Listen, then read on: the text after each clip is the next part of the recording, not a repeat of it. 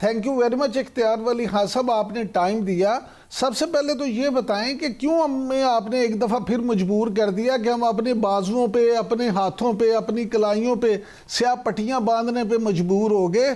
اب مسلم لیگ نون تو ہمیشہ آزادی صحافت کی بات کرتی تھی. جب آپ پیکا قوانین آ رہے تھے، پی ٹی آئی لا رہی تھی، تو اس وقت آپ سب لوگ تقریریں کرتے تھے.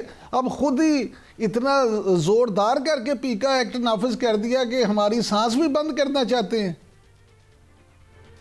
بسم اللہ الرحمن الرحیم. بہت شکریہ عمران یعقوب بھائی. آپ نے تو صرف کالی پٹی پہنی ہے، میں نے تو کالا جوڑا بھی پہنا ہے، اوپر سے میں نے کالی جیکٹ بھی پہنی ہوئی ہے.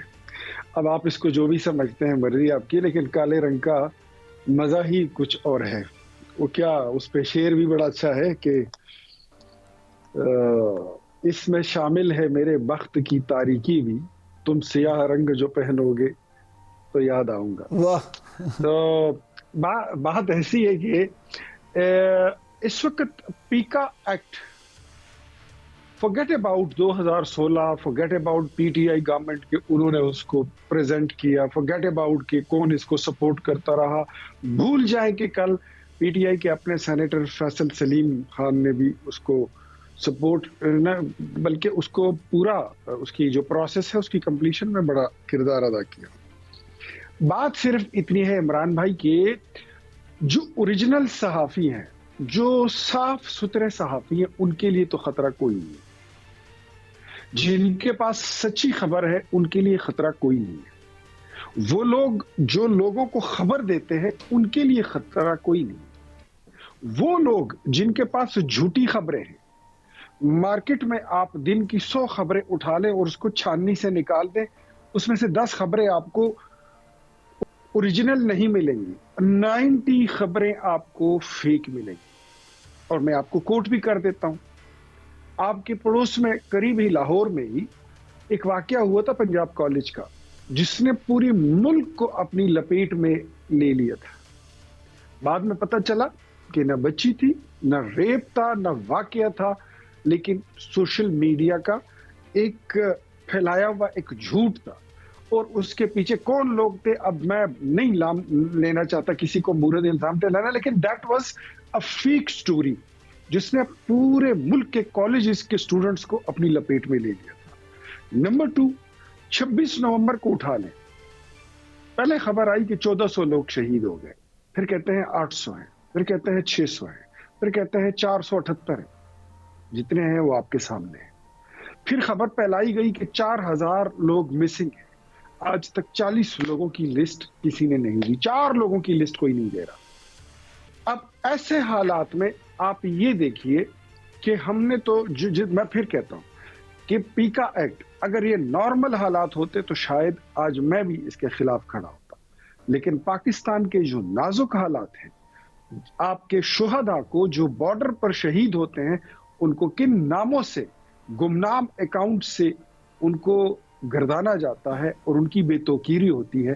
That's you know very well. مجھے تو ریپیٹ کرتے ہوئے بھی شرم آتی ہے.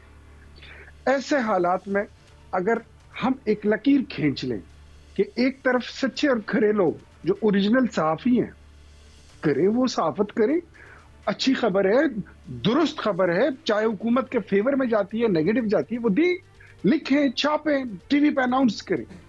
بٹ فیک نیوز کو کہیں رکنا چاہیے.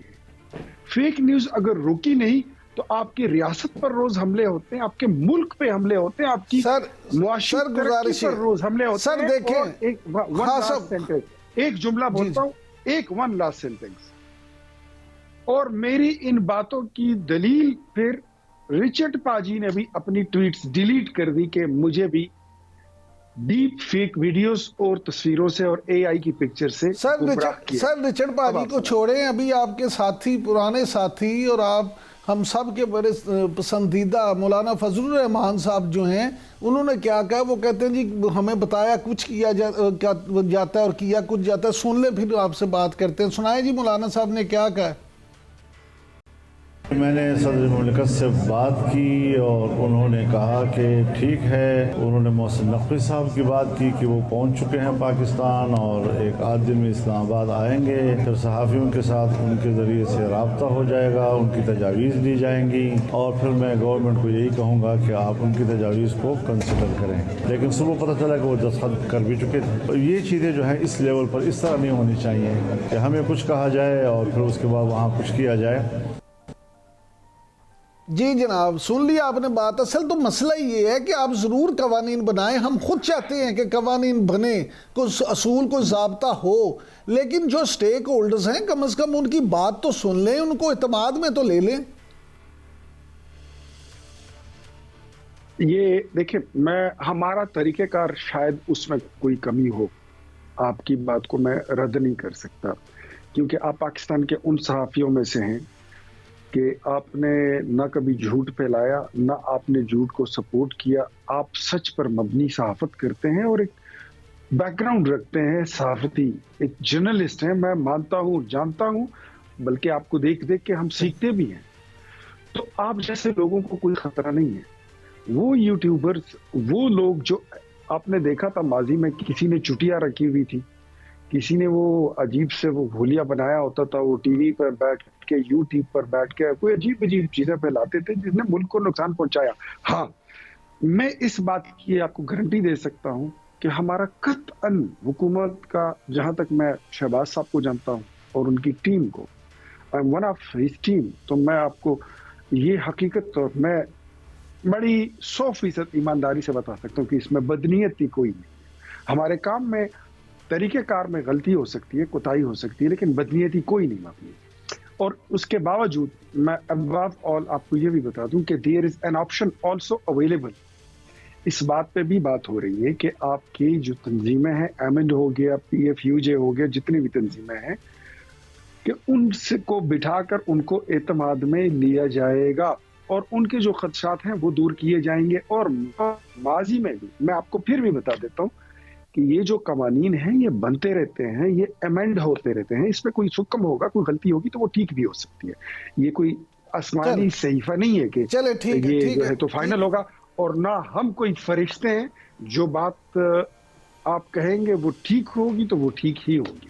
چلے ہاں صاحب, آگے بڑھتے ہیں. یہ بتائیں کہ حکومت کی مذاکرات کی جو پیشکش ہے اس کو پی ٹی آئی نے تو پھر رد کر دیا, تو آپ کیا سمجھتے ہیں کہ حکومت نے جو پارلیمانی کمیٹی بنانے کا ایک انہیں آپشن دیا تھا, اس سے انہیں انکار کیوں ہے؟ اب مستقبل کیا دیکھتے ہیں آپ مذاکرات کا؟ اچھا, دو باتیں ہیں. میں نے آپ کے شو میں یہ بات کی تھی عمران بھائی کہ میں نے پہلے یہ بات پہلے دن سے میں نے کی تھی. میں کوئی اتنا بڑا بیرسٹر شیرسٹر تو نہیں ہوں, لیکن چھوٹا موٹا میں ایک طالب علم ہوں, پڑھتا رہتا ہوں قانون کی کتاب. جو مقدمات کورٹ کے سامنے سب جوڈیس ہو جاتی ہیں تو ان مقدمات پر کمیشن نہیں بنتا, کیونکہ کمیشن پھر دیتا ہے اپنی بائنڈنگز, اور کمیشن جو ہوتا ہے اس کا درجہ عدالت سے بڑا نہیں ہوتا. یہ بات میں نے پہلے دن کر دی تھی کہ جو کیسز ہو چکے ہیں یا جو ہے تو وہ سب جوڈیس ہیں, اس پر کمیشن نہیں بنایا جا سکتا. پارلیمانی کمیٹی میں بیٹھ کر بہت ساری چیزیں دیکھیں, پارلیمنٹ جو ہے یہاں سے قانون بھی نکلا ہے, یہاں سے سپریم کورٹ بھی بنا ہے, یہاں سے ادارے کس طرح بنانے ہیں, کس طرح چلانے ہیں, سارا طریقہ کار. پارلیمنٹ کی جو کمیٹی ہے وہ اگر صحیح معنوں میں ٹرو اسپرٹ میں کام کرے تو وہاں سے بہت کچھ نکل سکتا ہے. جہاں تک پی ٹی آئی کی مذاکرات کی بات ہے تو میں نے یہ بات بھی آپ کو بتا دی تھی, اور میں آج بھی اس بات پر قائم ہوں کہ تحریک انصاف کے پاس اچھے خاصے بیرسٹر اور پڑھے لکھے قانون دان موجود ہیں, لیکن انہوں نے مذاکرات فار دا سیک آف مذاکرات کرنے تھے. 31 جنوری تک انہوں نے اس چیز کو ایک ڈرامے کی طرح چلانا تھا کہ یہ کارڈ وہ کارڈ اور لوگوں کو دکھاؤ, the show must go on, اور اس کے بعد جو ہے تو پھر وہ ایک وہی پرانا والا نیریٹو جس میں ایک اینٹی امریکن سلوگن تھا کہ ہم کوئی غلام ہیں, اور ایک اینٹی اسٹیبلشمنٹ نیریٹو, اور پھر تھوڑا بہت مذہبی ٹچ کا تڑکا دے کر کے سیرت النبی وغیرہ پڑھانا ہے اور بڑا عاشق رسول ہے. تو یہ ساری تڑکے لگا کر انہوں نے اب انٹرنیشنلی اس نیریٹو کو ڈرا کرنا ہے اور وہ تھرو کریں گے. تو مجھے یہ بات میں کلیئر تھا کہ تحریک انصاف آپ کے ساتھ مذاکرات کی میز پر بیٹھ کر اس سے کچھ حاصل نہیں کرنا چاہتی. وہ تقریر کرنے کے لیے اور نیریٹو گڑھنے کے لیے, ایک نیا نیریٹو گڑھنے کے لیے ان کو ایک پروسیس چاہیے تھا, ایک ٹائم چاہیے تھا, وہ انہوں نے کر لیا ہے. میرے خیال میں ابھی تک ان کو یہ سمجھ نہیں آئی کہ پارلیمنٹ سپریم ہے یا سپریم کورٹ سپریم ہے, یا جو پارلیمنٹ کی سب کمیٹی ہے, کوئی مذاکراتی کمیٹی بنائی جائے, وہ سپریم ہے. ان کے خیال میں ابھی تک صرف بروک بانڈ ہی سپریم ہے یا پھر سویا سپریم. خان صاحب, آپ نے بات کی سپریم کورٹ کی, تو ابھی اسلام آباد ہائی کورٹ کے جج صاحبان نے تو خط لکھ دیا ہے. انہوں نے کہا کہ جی جو ہمارا چیف جسٹس ہے وہ 3 سینئر موسٹ ججز میں سے بنایا جائے, کسی اور کورٹ سے نہ لایا جائے. اس پہ آپ کیا کہیں گے؟ سر مجھے یہ بتائیے کہ جو ان کا مطالبہ ہے, کیا یہ کانسٹیٹیوشن آف پاکستان میں کہیں لکھا ہوا ہے؟ نہیں, مطالبہ دیکھیں کچھ ایک کانسٹیٹیوشن کی بات ہوتی ہے, ایک روایت کی بات ہوتی ہے. روایت تو یہی ہمیشہ رہی ہے نا کہ اسی عدالت سے چیف جسٹس بنتا ہے.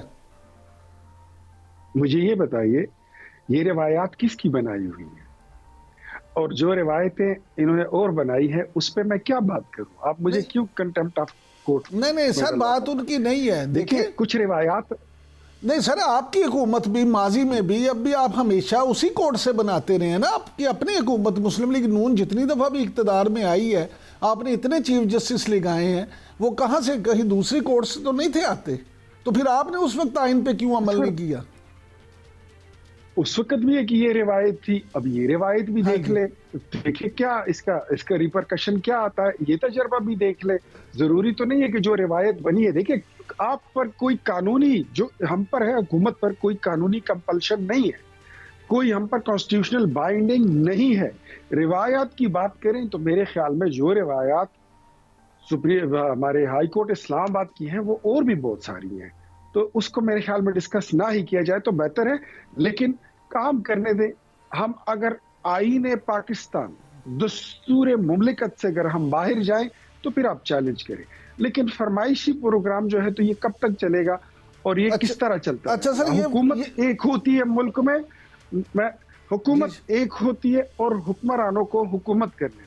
اچھا سر یہ فرمائیے گا, وزیر اعظم اس ملک کا چیف ایگزیکٹو نہیں ہے تو پھر میں کسی اور کو کس طرح مان لوں کہ وہ چیف ایگزیکٹو ہے؟ اچھا یہ فرمائیے گا خان صاحب کہ ملین پاؤنڈ کیس میں ملک ریاض, علی ریاض ملک, شہزاد اکبر اور فرح شہزادی کے پاسپورٹ جو ہے وہ منسوخ کر دیے گئے. اب مجھے یہ بتائیے کہ کیا 190 ملین پاؤنڈ کا جو تحقیقات کا دائرہ ہے وہ وسیع کیا جا رہا ہے, اور اس میں یہ بھی کہ کیا دبئی میں جائیدادیں خریدنے والے ایشوز ہیں ان کی بھی تحقیقات ہوں گی؟ جی بالکل. میرے خیال میں ملک ریاض کا اس بار جو واسطہ پڑا ہے تو یہ ہر عروج کو زوال ہوتا ہے, اور اس میں کوئی شک نہیں ہے کہ ملک ریاض نے اس ملک میں صحافی خریدے, انہوں نے بیوروکریٹس خریدے, انہوں نے ججز خریدے, انہوں نے ایک وقت آیا کہ وزیر خرید لیے, پھر ایک وقت ایسا آیا کہ انہوں نے اس ملک کا وزیر اعظم بھی خرید لیا تھا. آج میرے خیال میں اس کے پاس پیسے تو بہت ہیں, لیکن وہ ان پیسوں سے اب مزید خریداری نہیں کر سکتے. اور جو